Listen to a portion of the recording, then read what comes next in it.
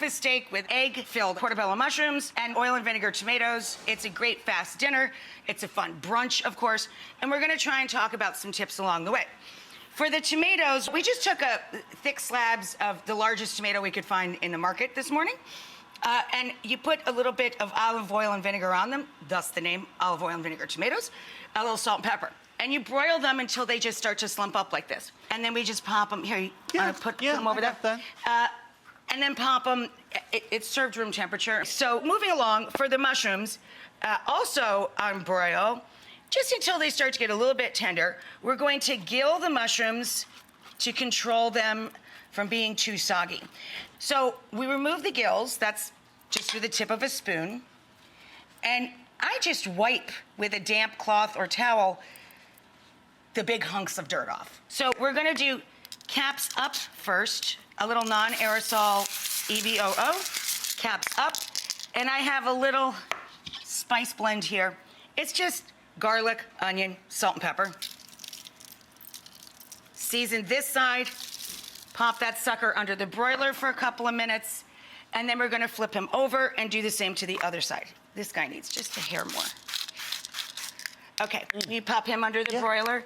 The broiler's on, and now we're gonna talk. I have to go along with our steaks. These are just thin cut sirloins. So we get the steak to room temperature, pat it completely dry, and we've got our cast iron skillet. Cooking a la plancha or on a flat surface is how I prefer to cook all of my meat. Even if I'm cooking outside, I put a slab down so that we get that same connection of heat to the meat that will develop that flavor and the sugars at the same time. And yeah, take a look. Yeah, almost, yeah. Getting there. So we're going to bring the meat to room temperature, pat it dry, season up just before you put it in the skillet. I use a higher temp cooking oil that you can rub around or gently, lightly spray the pan just as you put the steaks in. When we add meat to a pan, we do not mess with it. Let it do its job and get that great shellacked color, that kind of reddish brown crust going on it. And I always, my grandpa did this when I was a little girl. We never ate, especially red meat, we rarely ate meat off the grill or out of the frying pan without lemon, cut side down, and you squeeze the lemon over it just before you serve.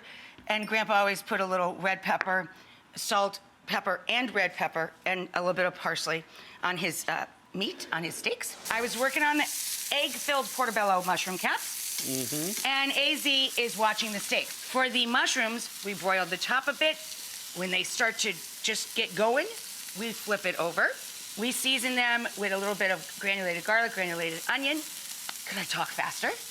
So once we get this all slumped up, we drain off the excess liquid, and then you fill each cap with an egg. And then we chop, thank you, love. Then we chop with, I always use, because of where we live in Italy, I always use pecorino, but this is a mix of pecorino and Parm cheese. Yeah. I just left those on there for a second. Put them on the board. There's so much. Oh, are you going to slice them? You can. I was going to let them rest here so everything didn't rest go. on the board. It's fine. Okay. I'm not afraid of their juices. No. You can bring your stinking juices. No one should be afraid of it. What I love most about watching you cook is number one, the lack of fussiness, but number two, the acceptance that it is going to be just food. Ultimately, we're going to eat it. So what matters most is how it tastes. Exactly. All right. Pop those back in. Those look. I'm an egg guy, so I'm like in heaven. So then you let these guys cook. Beautiful. You knock the oven back a bit from broil to about 400, and you let them cook until the whites set and the yolks are wherever you like them. So these are our portobello caps, and we're just going to. They smell so good. It's so simple. They're just seasoned mushrooms, broiled on each side, filled with eggs. But you say that about everything. I will pop one of these on here. Which egg do you want? Doesn't matter. You pick. That pretty one. This one. The sexy. This is so good. Sexy egg. The smell of the fresh thyme, you know, and it's just, there's an unfussiness to it.